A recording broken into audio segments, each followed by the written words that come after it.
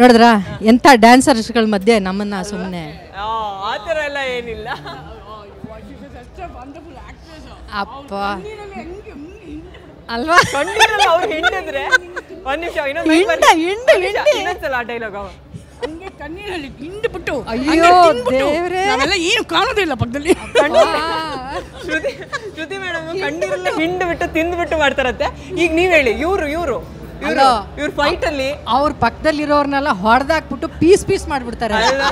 ನಾವೆಲ್ಲ ಒಳಗೆ ಸೇರಿದರೆ ಗುಂಡು ಆ ನಶೆಯಿಂದ ಇನ್ನೂ ಹೊರಗಡೆನೆ ಬಂದಿಲ್ಲ. ಸ್ಟ್ರೆಂತ್ ಆ fight. Thank you nice compliment. ಹೇಗಿದ್ದೀರಾ? ಚೆನ್ನಾಗಿ ಥ್ಯಾಂಕ್ ಯು. ಮಗಳ ಜೊತೆ ಬಂದಿದ್ದೀರಾ.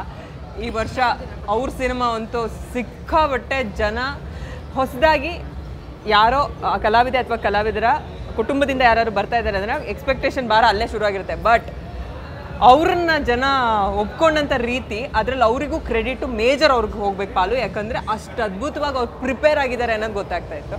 ರಿಯಲಿ ಫಸ್ಟಲ್ಲೇ ಅವ್ರು ಬೆಸ್ಟ್ ಕೊಟ್ಟಿದ್ದಾರೆ. ತುಂಬ ತುಂಬ ತುಂಬ ತುಂಬ ತುಂಬ ಖುಷಿ ಅನಿಸುತ್ತೆ. That is really feeling proud.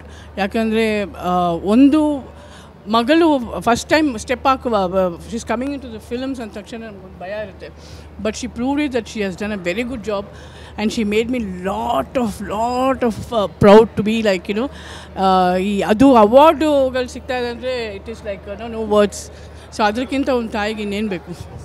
ನಾನು ಆ್ಯಡ್ ಮಾಡಬೇಕು ಇವ್ರ ಸಪೋರ್ಟ್ ಜೊತೆ ಎಲ್ಲರ ಸಪೋರ್ಟ್ ಜೊತೆ ಎಲ್ಲರ ಪ್ರೀತಿ ಜೊತೆ ನನಗೆ ಇಷ್ಟು ಐ ಥಿಂಕ್ ಅಪ್ರಿಸಿಯೇಷನ್ ಸಿಗ್ತಾ ಇದೆ.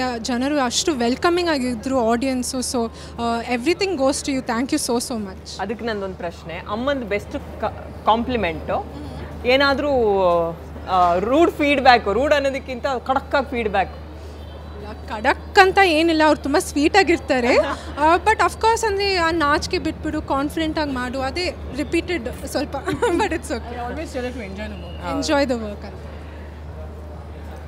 ಅವಾರ್ಡ್ಗಳ ಬಗ್ಗೆ ಅಂದರೆ ಈಗ ನೀವಿಬ್ಬರು ಎಷ್ಟು ವರ್ಷದಿಂದ ಇಂಡಸ್ಟ್ರಿ ನೋಡ್ಕೊಂಡು ಬಂದಿದ್ದೀರಾ. ರಿವರ್ಸ್ ಏಜಿಂಗ್ ಆಗ್ತಾ ಇದೆ, ಅದಂತೂ ಖಂಡಿತ. ಅದು ತುಂಬ ಜನ ಕಾಂಪ್ಲಿಮೆಂಟ್ ಕೊಟ್ಟಿರ್ತಾರೆ, ನಾನು ಈ ವೇದಿಕೆಯಲ್ಲಿ ಕೊಡ್ತಾ ಹೋಗ್ತೇನೆ. ಆಮೇಲೆ ಫೈಟ್ ಮಹಾಲಕ್ಷ್ಮಿ ಮೇಡಮ್ ಫೈಟ್ಸ್ ನೋಡಿದ್ರೆ ಗೊತ್ತಾಗುತ್ತೆ ಹೆಂಗೆ ನೋಡ್ಬೇಕು ನಾವು ಎಲ್ಲ ಹಿಂಗೆಲ್ಲ ಹೊಡಿತಾ ಇದ್ದಾರಲ್ಲಪ್ಪ ಅಂತ. ಆಯಿತಾ? ಸೊ ಅವಾರ್ಡ್ಗಳು ಅವಾಗಿನೂ ನೀವು ತೊಗೊಂಡಿದ್ದೀರಾ, ಪ್ರೋಗ್ರಾಮ್ಗಳು ಅವಾಗಲೂ ನೋಡಿದ್ದೀರಾ, ಈಗಿನವರೆಗೂ ನೋಡ್ತಾ ಬರ್ತಾ ಇದ್ದೀರಾ. ಒಂದಷ್ಟು ಬದಲಾವಣೆಗಳಾದರೂ ಚಿತ್ರರಂಗ ಅದೇ ಚಿತ್ರರಂಗ, ಅದ್ರ ಬಗ್ಗೆ ಏನು ಹೇಳ್ತೀರಾ? ಇದೊಂಥರ ಖುಷಿ. ಲೈಕ್ ಪ್ರತಿ ಒಂದು ಶಾರ್ಟ್ ಮುಗಿದ ತಕ್ಷಣ ಡೈರೆಕ್ಟ್ರು ಓಕೆ ಅಂತಾರಲ್ಲ, ಅದೇ ನಮಗೆ ಸಿಕ್ಕೋ ಮೊದಲನೇ ಅವಾರ್ಡ್. ಇದು ಒಂಥರ ಎಕ್ಸಾಮ್ ಬರೆದ್ಮೇಲೆ ನಮಗೆ ಸಿಗೋವಂಥ ಪ್ರೋಗ್ರೆಸ್ ಕಾರ್ಡ್, ರ್ಯಾಂಕ್. ಆ ಥರ ಯು ಆರ್ ಪಾಸ್ ಅಂತ. ಸಾಕಷ್ಟು ಜನ ಎಕ್ಸಾಮ್ ಬರೆದಿದ್ದೀವಿ, ಅದರಲ್ಲಿ ಯಾರಿಗೆ ಸೆಲೆಕ್ಟ್ ಮಾಡಿ ಯು ಆರ್ ಪಾಸ್ ಅಂತ ಹೇಳ್ತಾರೋ ಗೊತ್ತಿಲ್ಲ. ಅದು ಪ್ರತಿ ಸರಿ ನಾವು ಒಂಥರ ಉತ್ತೀರ್ಣರಾಗ್ತೀವಿ ಅಂತ ಅಲ್ಲ, ನಾವು ಮಾಡಿರೋ ಕೆಲಸಕ್ಕೆ ಚೆನ್ನಾಗಿ ಮಾಡಿದ್ದೀರಾ ಅಂತ ಒಂದು ಬೆನ್ನು ತಟ್ತಾರೆ. ಆ ಒಂದು ಖುಷಿ ಇದೆಯಲ್ಲ, ಮತ್ತೊಂದಿಷ್ಟು ಒಳ್ಳೆ ಸಿನಿಮಾಗಳು ನಮಗೆ ಸಿಕ್ಕೋದಕ್ಕೆ, ಒಳ್ಳೆ ಕೆಲಸಗಳನ್ನು ಮಾಡೋದಕ್ಕೆ ಪ್ರೇರೇಪಿಸುತ್ತೆ ಯಾವಾಗಲೂ. ಅವರು ತುಂಬ ಅಳಿಸಿದ್ದಾರೆ ಫಸ್ಟ್ ಫಿಲ್ಮಲ್ಲೇ. ಅದ್ರ ಬಗ್ಗೆ ನೀವೇನು ಹೇಳ್ತೀರಾ? ನೀವು ಆಡಿಯನ್ಸ್ನ ಅಳಿಸೋದ್ರಲ್ಲಿ ಎಸ್, ನಾನು ಯಾವಾಗಲೂ ಅಂದ್ಕೊಳ್ತಾ ಇದ್ದೆ ಫಸ್ಟ್ ಸಿನಿಮಾ ಅವಳು ಮಾಡುವಾಗ ತುಂಬ ಬಬ್ಲಿ ಕ್ಯೂಟಾಗಿರಬೇಕು. ಪಾಪ ತುಂಬ ಎಮೋಷ್ನಲ್ ಸೀನ್ಸ್ಗಳು ತುಂಬ ಜಾಸ್ತಿ ಇತ್ತು.